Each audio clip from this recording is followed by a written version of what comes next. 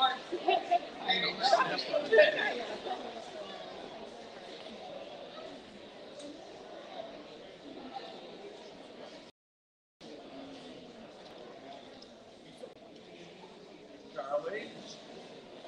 Can you send me the picture? This one? No. Charles?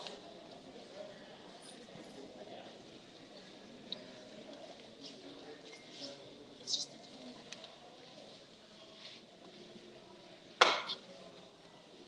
I slaved you.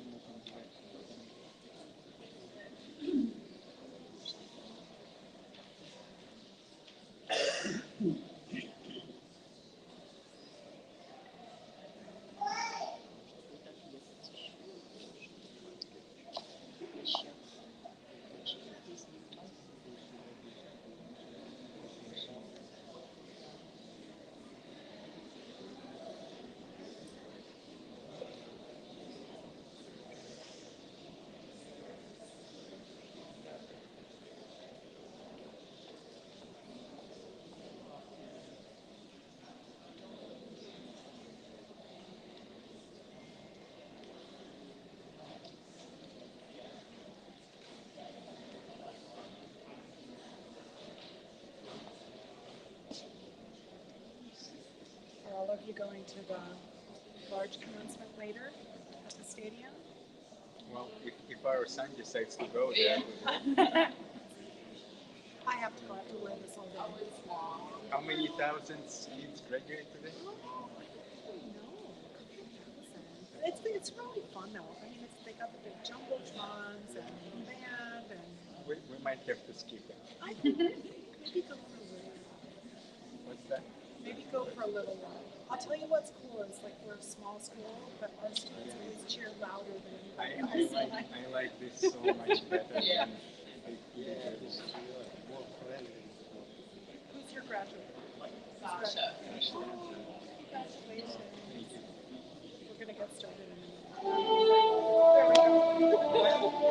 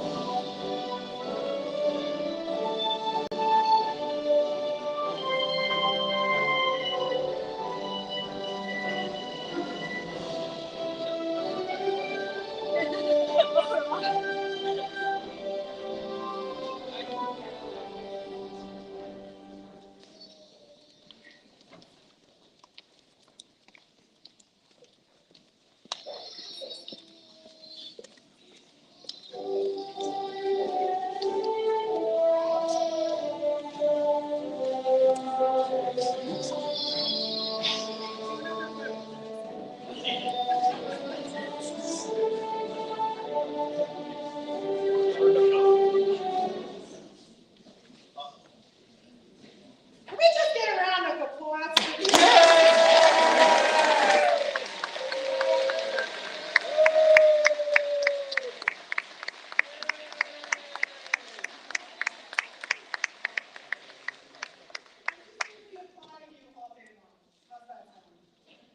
I'm so thrilled to be here with you. This is our first in-person commencement in this space in 3 years.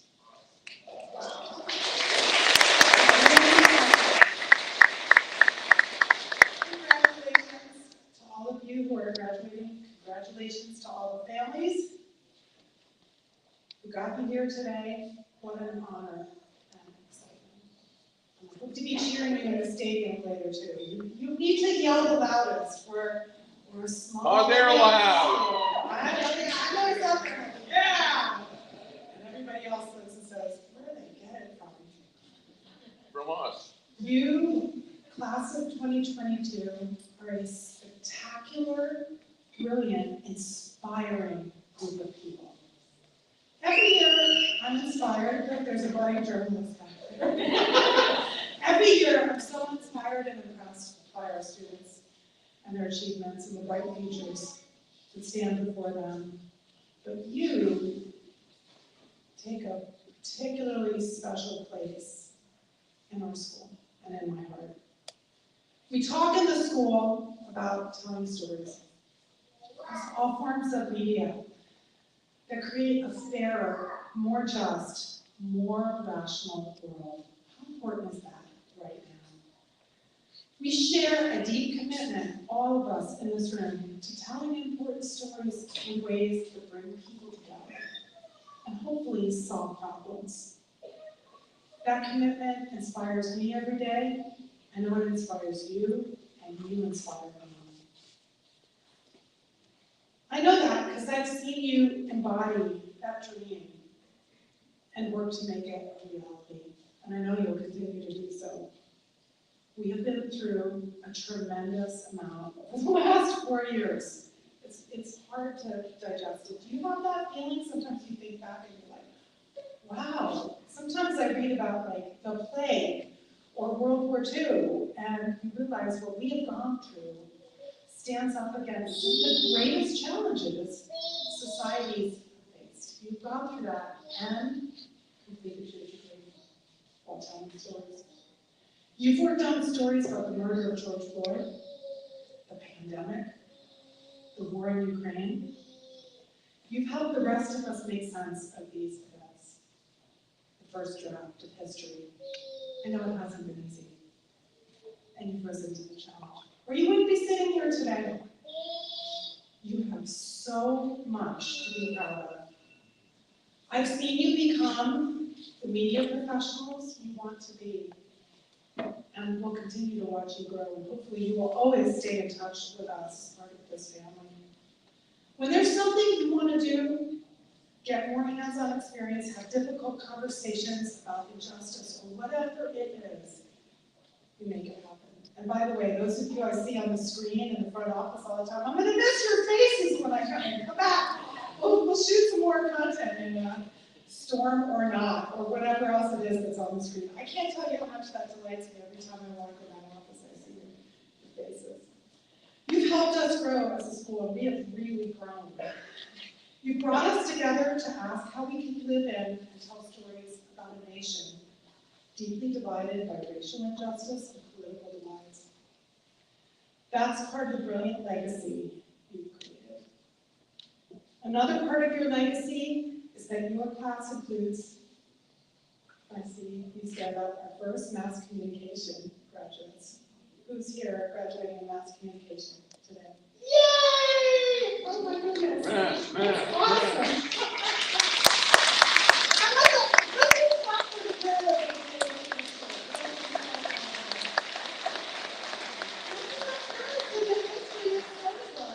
This is a brand new degree. I'm so proud to see you here and see all of you walk across the stage this morning and later today. I sincerely hope that all of you continue to be the change that you want to see in the world. To tell the stories that inspire others, and to demand better of yourselves and those around you. I'm going to allow myself a little story here. We recently had a teach-in about the Ukraine that Professor Sarah Baxter organized. How many of you attended that? Okay. There were a couple hundred people there. I was really impressed. It was the first large event I've been at. Do you know what came of that? Do you know what the result of that was? WNBC, the NBC from New York came and covered it. And there was a professor there whose parents were stuck in Ukraine. And it was going to take 7 months for them to get visas to come back. Because of the power of that event and the journalism, the journalists that covered it at NBC, it came to the awareness of our senators. And they shortened the time from 7 months to 3 weeks to get his parents. That could be the difference in their lives. Do not ever underestimate the power of storytelling, ever. Ever. As you take your next steps in the world, prepare to make the impact you dream of, and don't dream too small. You have worked so hard. I know it, I've seen you, and you are ready for what comes next. You may not always feel it, but you are. You're off to lands across the globe, London, Taiwan. You'll be reporting and producing at Newsday, NBC, and so many other places. Pardon me if I can't list them all. You must keep in touch and let us know where you go. You're headed to new classrooms, to graduate school, including NYU and right here at Stony Brook. That's exciting. You're off to amazing places, to do amazing things. Retain the confidence and the courage of your convictions to to continue on the paths you only started to explore. My wholehearted and sincere congratulations to the graduating class of 2022.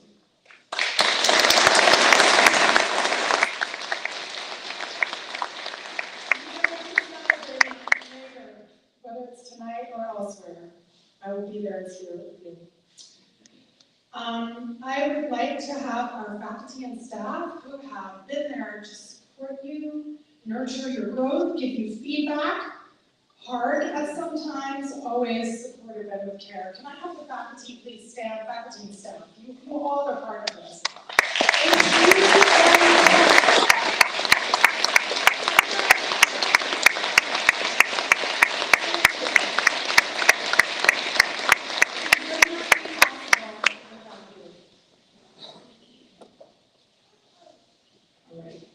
And now we have the senior video, the moment you may all have been waiting for. So Phil,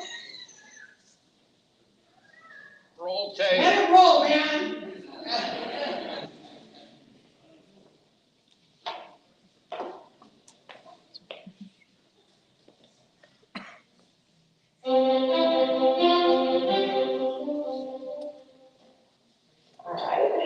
Here we go.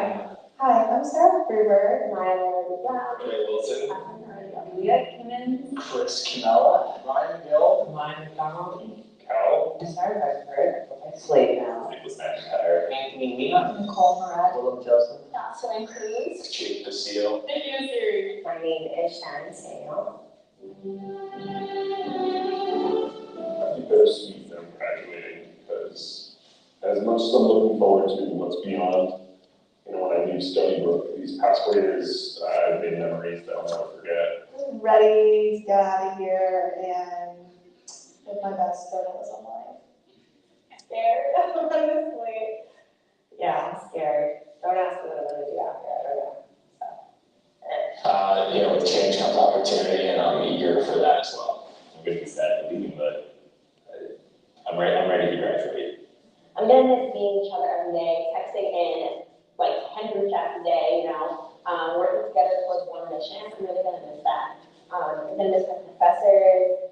It's just really sad to leave here and to enter the real world. It's also very scary. I feel as though it is so sudden, and yet I've been looking forward to this for so long. It feels like it couldn't have come sooner. After 2 years of COVID, I'm ready to graduate. Everyone's wonderful, professors are great, but I'm happy to be moving on. I'm really big. I can't lie. It feels like it's been a long time coming because it's been like kind of two separate college experiences in one. Oh my god, in person, I can't. I have to do one more Zoom class. In person, I can't do Zoom. I did not pay attention during Zoom classes. In-person classes. This year was my first full year on campus, so I got to do a lot of activities like in the newsroom, we did the broadcast studio that I never really got to do, or obviously through Zoom. In person is cool, but Zoom was fun. I mean, I did kind of watch all the Frasier videos, but it's okay. I'm graduating though. And then Zoom was so difficult, moving from my bed to the kitchen or to my desk. And definitely in person because I love touching the equipment. In person is the real deal, especially for journalism. I love just to roll out of my bed and just, sign in the class. But really, I'm not getting that in-person communication.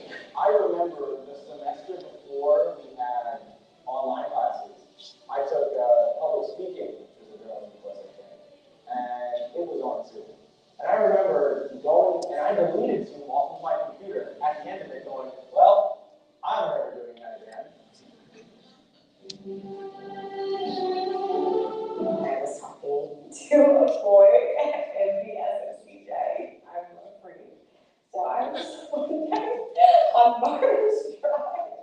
I was looking through his footage. Like, I wanted to see the work that he's done in the past. And it was a video of him, and I guess his partner was practicing the video of him.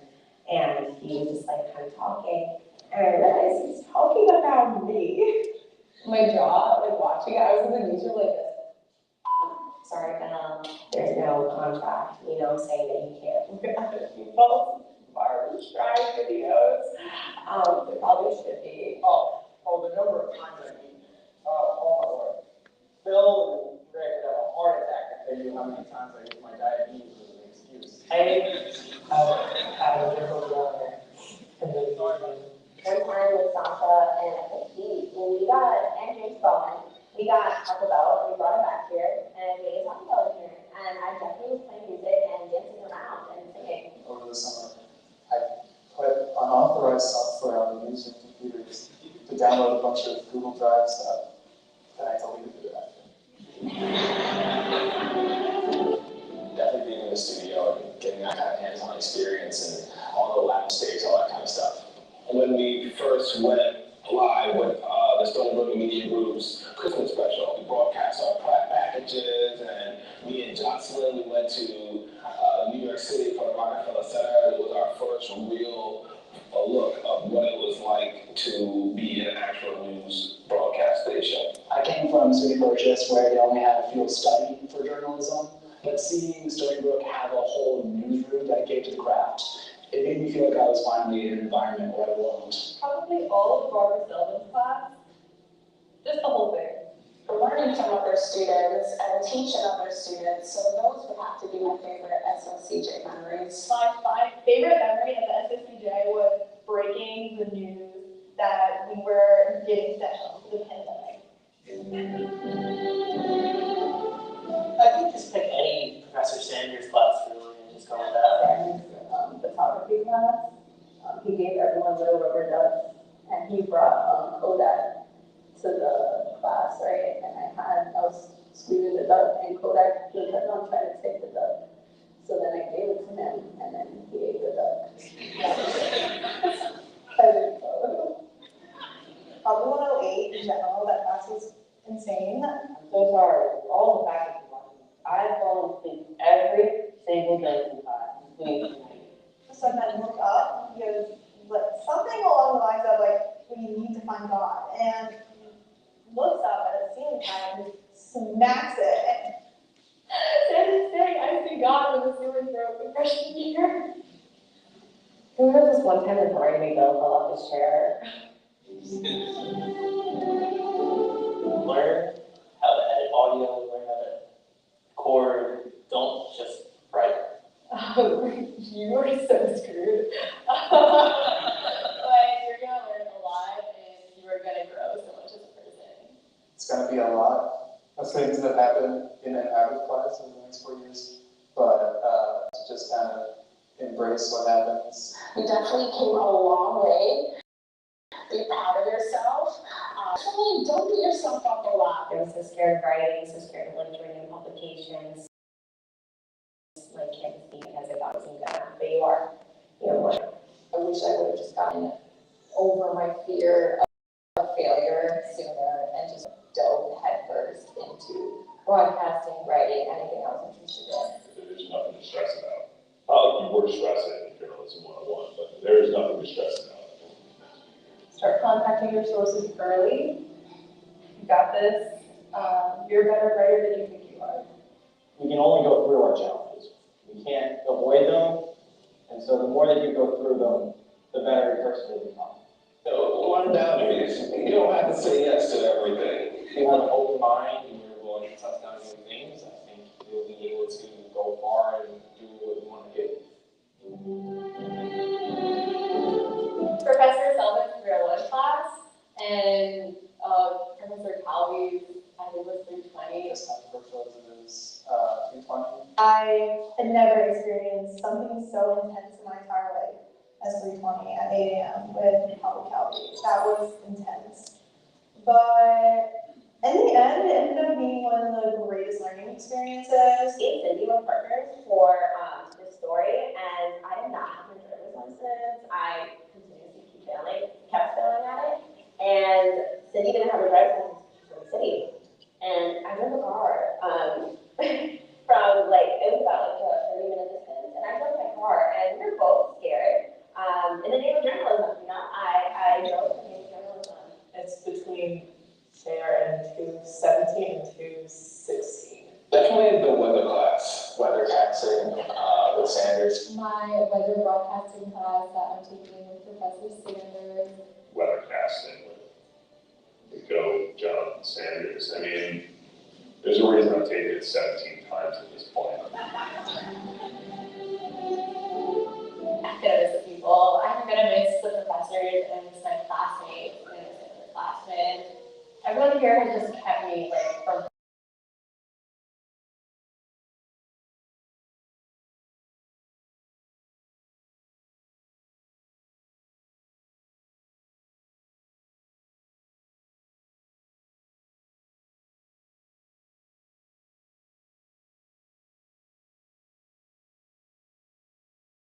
All the cameras, not even like the ones behind me, you know, the class you to like several classes. That's gotta be down. Pretty sure. Someone who's like me, 60, like probably Professor Sparks' dad. Serena Boston.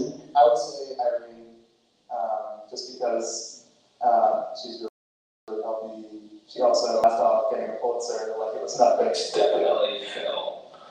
He set me on my journey as a videographer. My mentor, my shining light through the SSCJ has definitely been Professor Sullivan. Probably Barbara Sullivan. She knows how to take care of her students. I owe her my professional career. She's never said no to me. I'd say the time between Sheridan and Professor Sullivan. Oh, and Professor Downey. Professor Downey is Donald. Professor Sullivan really pushed me to be able to do what I think I could, especially with the building a better school communication workshop. Professor Sullivan, Professor Downey, and Professor Sanders. Professor Sanders. He is just such a goofball, and he shows that you can have fun while doing your work. Definitely Sanders. Professor Sanders.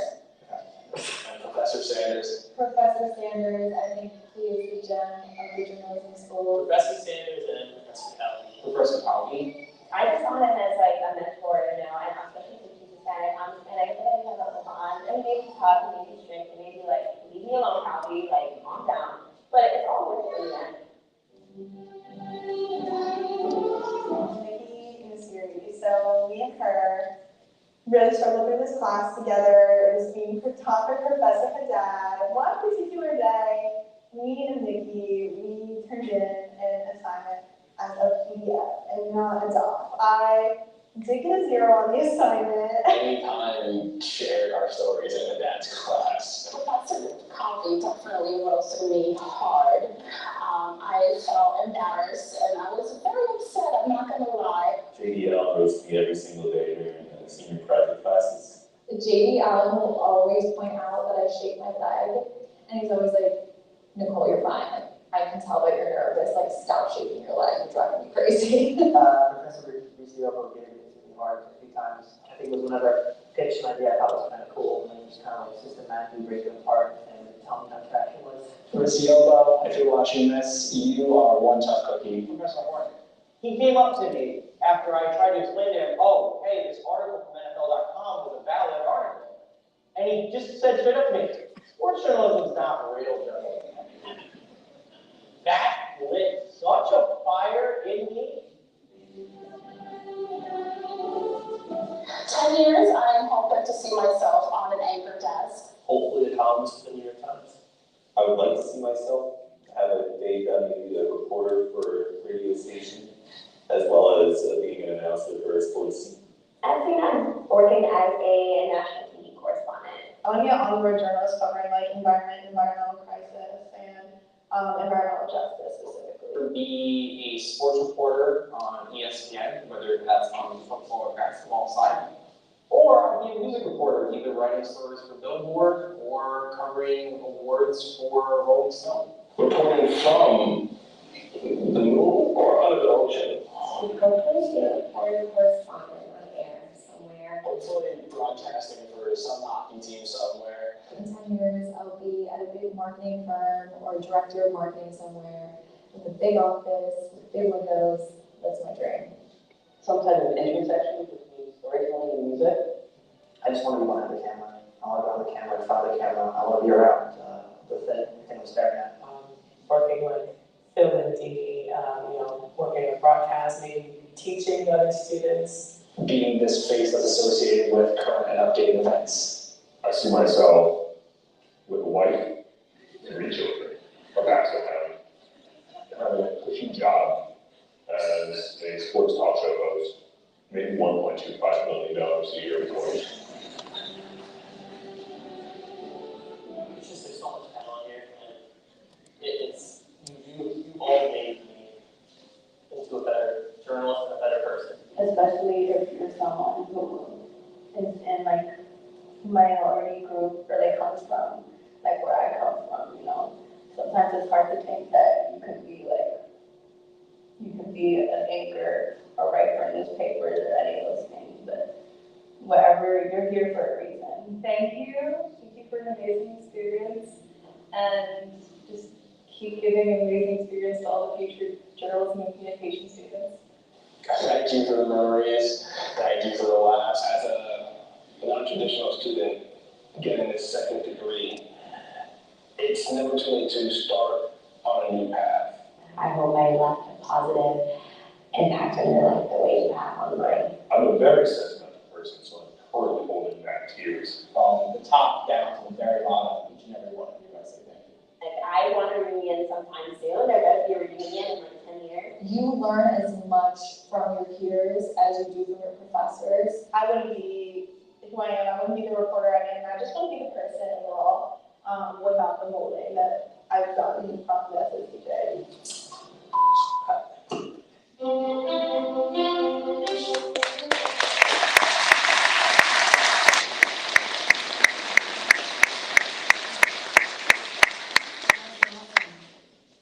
I wonder, Professor Sanders, if Kodak should get regalia and join us with the county. You should have a robe and come here. I would get in trouble and lose my job if I were to instigate that. It is now my pleasure to introduce Professor and Associate Dean Burak. Eileen Burak is going to present some awards.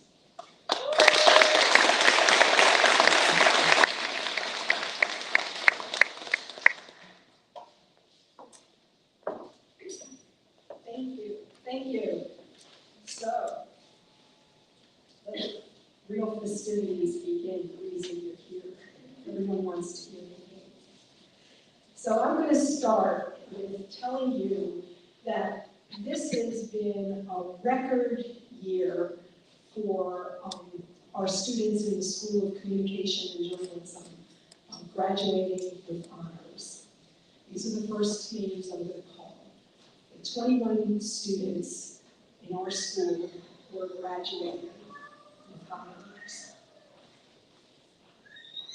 I'm going to ask, when I call your name, to come up and be recognized. Stephen Keener.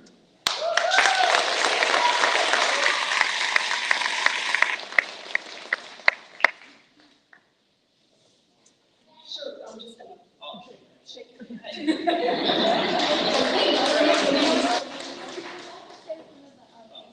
I'm gonna have you all wait up there and then. Learn to take direction. Yes. These are the students who are graduating cum laude. Madeline Lee.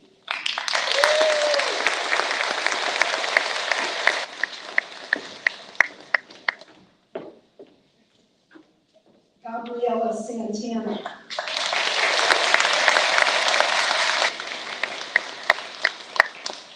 Students graduating magna cum laude. Maya Nairobi Brown.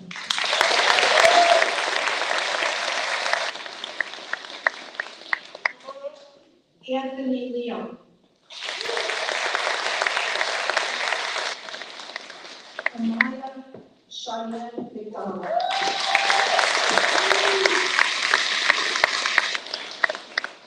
Nicole Moret.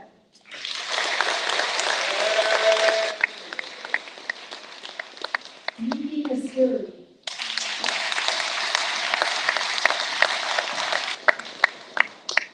Lily Parnell.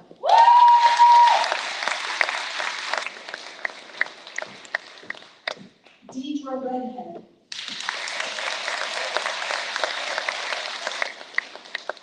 Kayla Stang. Joseph.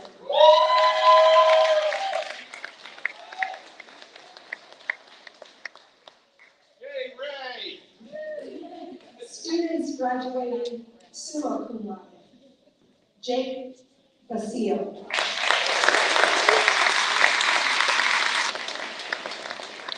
Carolina Bucek. Taylor D. Assis. Ben Franco. Josh Joseph. Julia Gibbons. Ryan McGill. And Sarah Hoover. I'm going to step aside so these young people join in the line here and have the picture taken. Thank you. I'll be back in a second.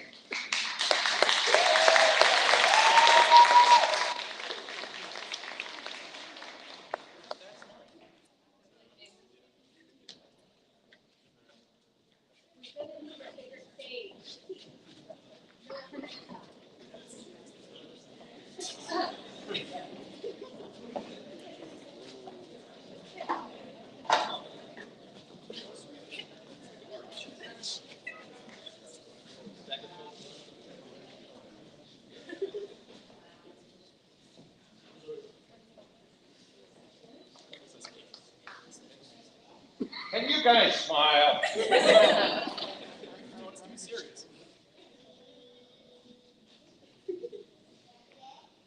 Okay, we got pictures? Okay.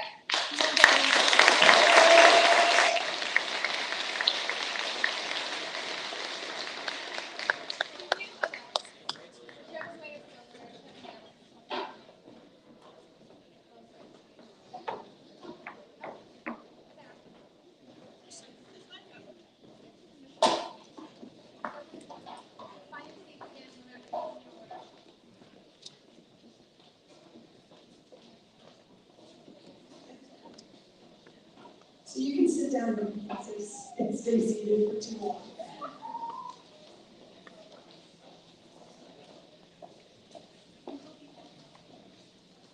I'd like to start the roll call of graduates of the School of Communication and Journalism by calling the name of our class valedictorian, Josh Joseph.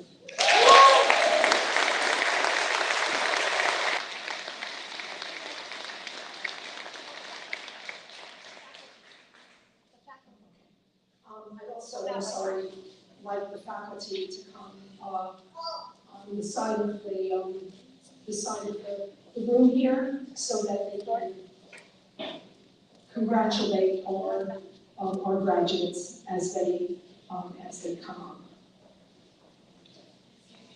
Sorry. Okay. I'm sorry, I think I screwed up the program. So Josh can sit down. And I'm going to introduce Barbara Selvin with my apologies here. Professor Barbara Selvin, I'd like to call you to the stage. Barbara is going to make a special presentation, and we will resume the roll call after a few moments. Thank you so much.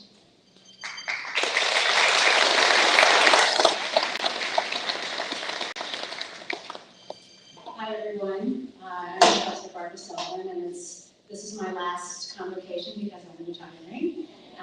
So it's very exciting.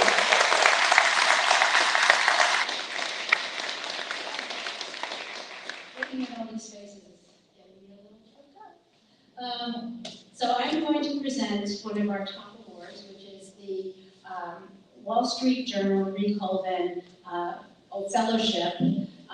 I'm going to tell you a little bit about Marie, and then I'm going to introduce our winner and bring her up and tell you a little bit about her. She can stand here and be embarrassed right next to me. So Marie Coldin, for those of you who don't know, was born and raised on Long Island and went on to become a war correspondent. She was committed to telling stories of atrocities, really, making sure that people around the world, safe in their homes, knew what was going on, sometimes in their name, in other parts of the world. She died, she was killed, assassinated by Syrian forces covering the war in Syria 10 years ago, in February 2012. She was a tremendous role model in that she felt a sense of mission, and she did what she could to tell the stories that mattered and to shed light on human suffering. So when she died, because she was from Long Island, we created a center, Marie Coldin Center for International Reporting here at the School of Communication and Journalism in her name. The center does a number of different things, but one thing it does is award a fellowship to a top student to spend 10 weeks in one of the Wall Street Journal's international bureaus. And this year's winner is Sarah Ruber.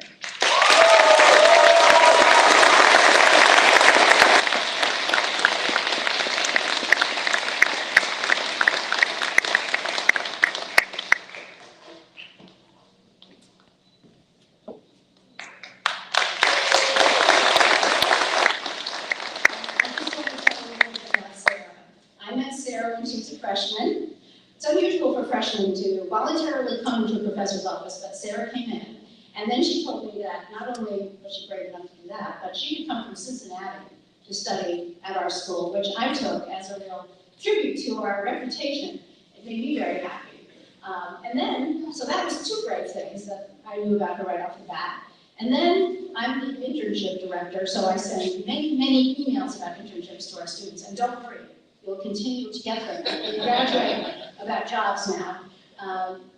And so I sent one out about an internship opportunity in the Adirondacks, which is like a foreign country to most of our students, let alone someone from Cincinnati. But Sarah applied and she got it, and she spent the summer covering news in the Adirondacks. And you know, I made a list last night of all the things that you've done here at Stony Brook, and I've misplaced it, so I'm sure I'm going to forget things. But Sarah has had many internships. She just this year was interning at NBC, and now she's going to be an NBC News Associate when she gets back from England, where she's going for her Calden Fellowship.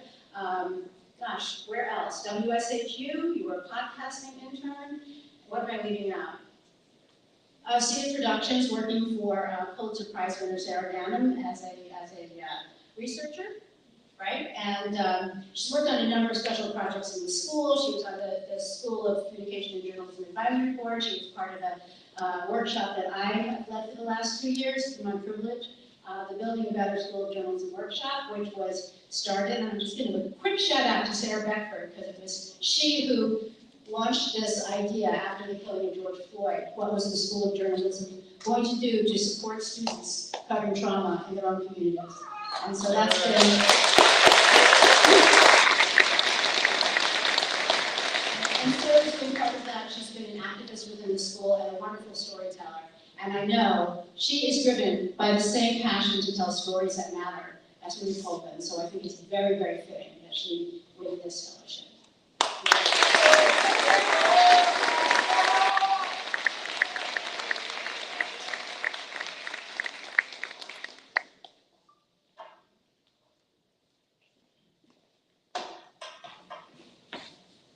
Get my steps in today. It is now my pleasure to introduce distinguished alum Fidel Sajay, who graduated class of '88 at Stony Brook, has been at the New York Times for 31 years. Thank you for joining her. Oh, and who will be presenting the alumni. Please welcome them.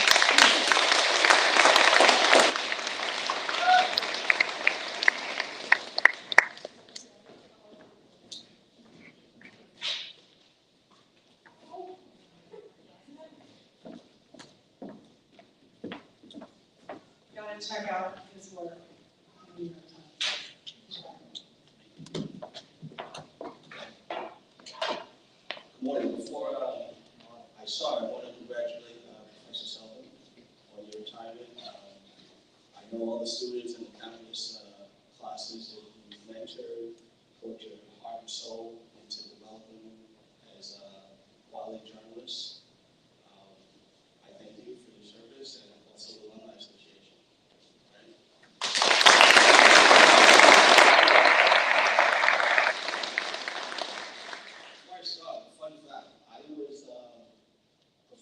Harvard roommate for years, so I come every year and I never get to connect with him, so you guys have to come back.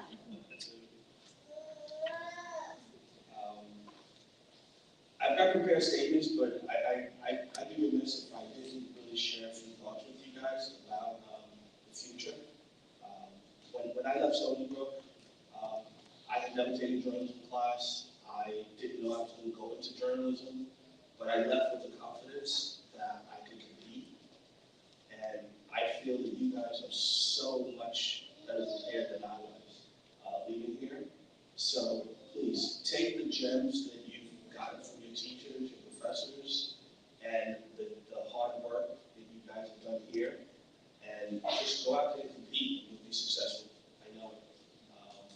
The Stony Brook degree was very valuable and really recognized when I left Stony Brook. The times where I had to compete with Ivy League students, those were the only candidates that they were accepting. And I was able to compete and have a fantastic career. So I welcome you guys to the ranks of journalism. Okay, thank you for your kind introduction, Mr. Dean. It gives me great pleasure to congratulate all of you on achieving your goals of earning your degree from the School of Communication and Journalism here at Stony Brook University.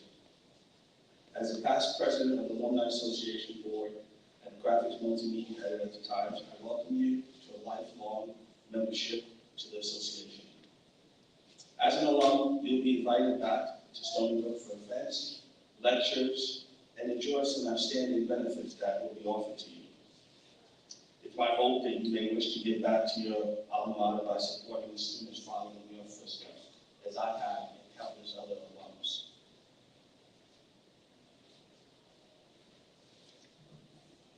On behalf of the Alumni Association, I'm pleased to present the School of Journalism's Dean's Choice Award. This prestigious $1,000 award is sponsored by the Stony Brook Alumni Association and offers each academic dean the opportunity to select a student of their choice. This year's recipient is a journalism and political science double major and the managing editor of the Stony Brook Statesman, one of the university's students run media organizations. As managing editor, she implemented the State of the University special issue focused on student concerns and campus administration. She worked tirelessly as a lead reporter on a special project funded by a grant from the Maryland Simons Foundation that looked at how Stony Brook University and its technical hospitals and its teaching hospitals tackled the coronavirus. She came through with a comprehensive look at a university in lockdown that was the centerpiece of the student-produced website, Stony Brook Transformed. She most recently received a prestigious scholarship from the National Association of Hispanic Journalists, the first to receive the scholarship, by the way. She has served on the school's student advisory board and led the university student chapter of the Society of Professional Journalists, as well as contributed to the school's studio workshop program, which produces the halftime shows for Stony Brook athletics. She has completed 5 external internships with WSHU Public Radio, the Council on Foreign Relations, NBC News Social Gathering Team, and CNN New York's News Bureau and their Race and Equity Team, Race and Equality Team. She has reported on Black and Latinx communities while interning at NBC News, CNN, and she has already been accepted to NYU's graduate program in reporting, The Nation, and New York in multimedia, and is weighing her options for the future. As quoted by one of the school's lecturers, she has proven to be a jack of all trades in any newsroom. I'm excited to see the emerging young journalist she has become. Ladies and gentlemen, I'm proud to announce the winner of this year's Alumni Award, Maya Brown.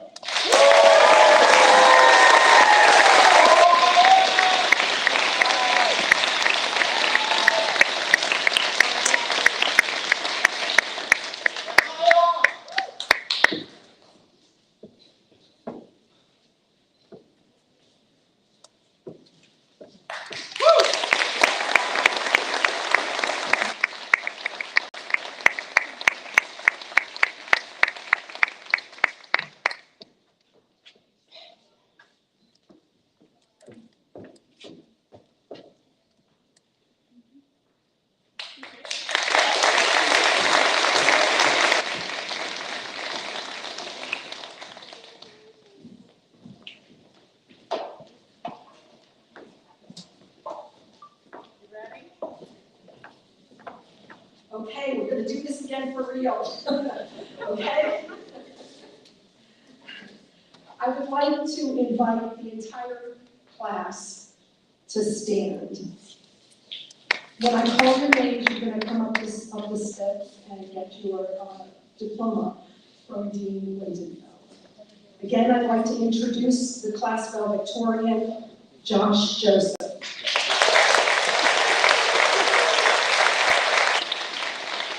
I'm really proud to introduce the next two graduates who are our very first graduates getting Bachelor of Science degrees in Mass Communication. Ted Canaparis. Michael Canaparis.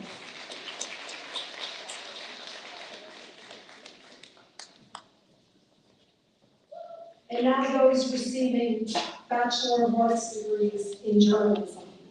Jacob Albert. Jake Castillo. Sarah Beckford. Maya Nairobi Brown. Katerina Buchek. Jocelyn Cruz. Chris Camella. Anna D. Assis. Jordan Eugene. Jaden Feisthammer. Shannon Pham.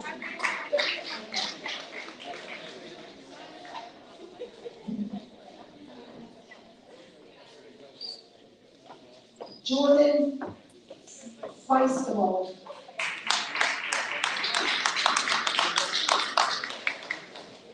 Benjamin Stever.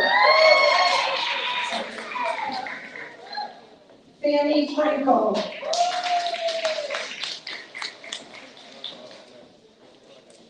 Caitlin Heredia. Catherine Heredia.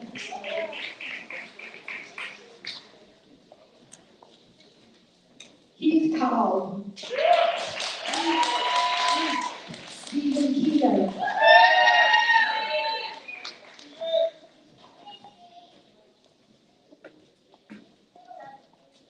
Julia Kimmons.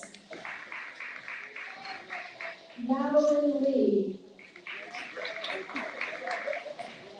Anthony Leon. Hey, Maddie! Matt Lindsay. Ryan McGill. Amaya Cheyenne McDonald. Nicholas McIntyre. Nicole Moore.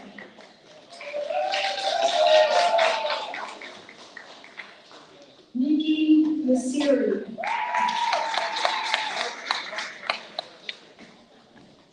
Lily Parnell. Lauren Hanna.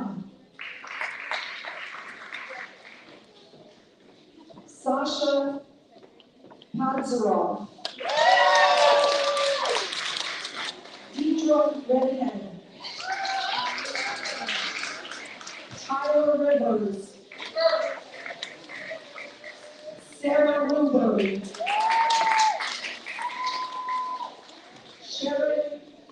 Sharon Samuel.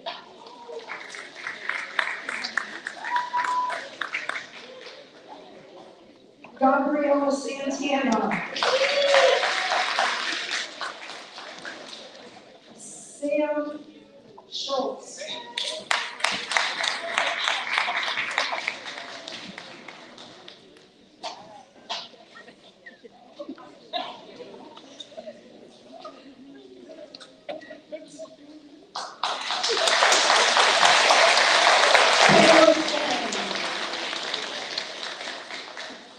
Raymond Wilson.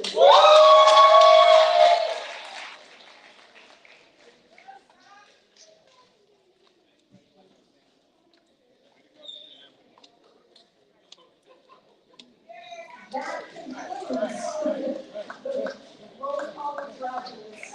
Class of 2022. And the students of Congratulations to all of you. Graduates and family and friends. Thank you.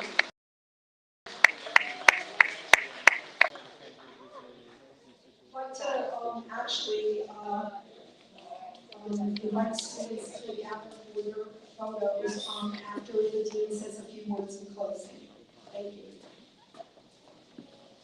I hope you all take in the richness and just incredible wonder of a day like this. You have worked so hard. Believe me, I've got freshmen in college, I see them. I wish all of you could tell you will get through it. Congratulations. Celebrate, work hard, tell great stories. Congratulations.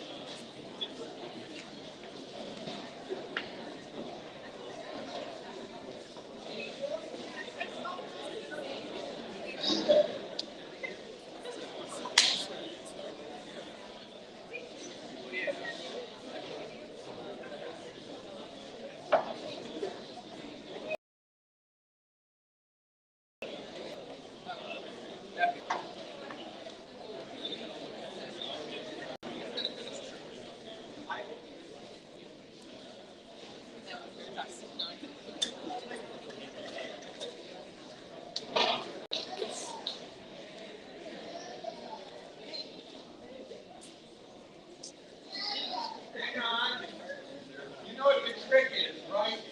If you can see the lens of the camera can see you. No hiding, Keith.